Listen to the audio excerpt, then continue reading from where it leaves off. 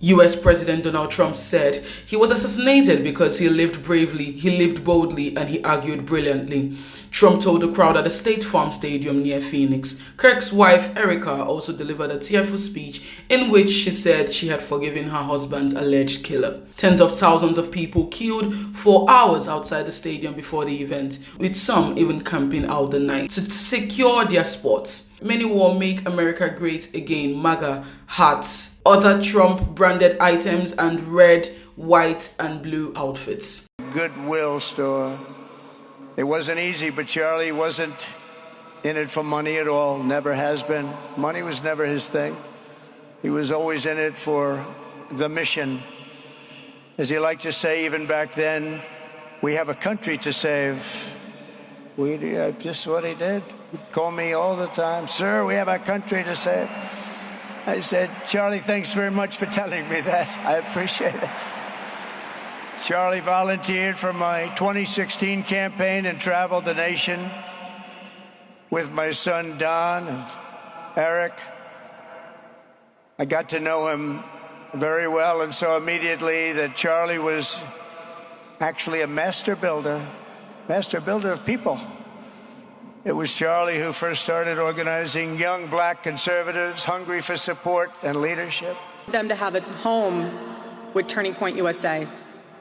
And when he went onto campus, he was looking to show them a better path and a better life that was right there for the taking. He wanted to show them that.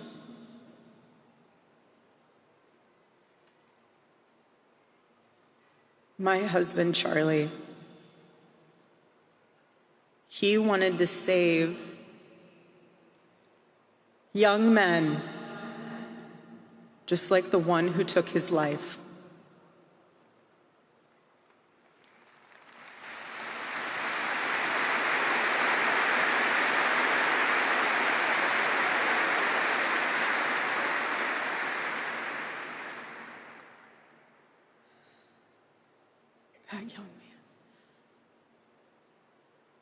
That young man, on the cross, our Savior said,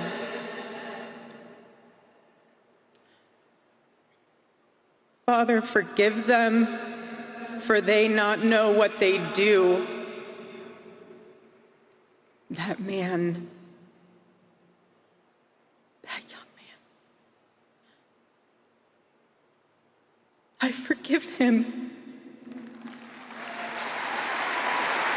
Inside the stadium, the mood and atmosphere resembled a raucous political rally or mega church service with music beforehand from Christian bands who prompted sing-alongs and prayers from the crowd of almost 100,000. The list of speakers included members of Kirk's organization, Turning Point USA, which focuses on conservative activism on college campuses, well-known figures in the conservative movement, Trump administration officials, and those who said they had been shaped by Kirk's work and right-wing Christian worldview. They stressed the need to continue the 31-year-old activism and emphasized his deep faith throughout the 5-hour service. Kirk, who was debating students at a university in Utah when he was shot dead, was repeatedly described as a martyr and cast a historic figure for the conservative movement. Several speakers said they believed his death would further revitalize the conservative movement in America, which is already in a powerful position given Trump's hold of the White House and the Republican control of Congress. The day that Charlie died, angels wept,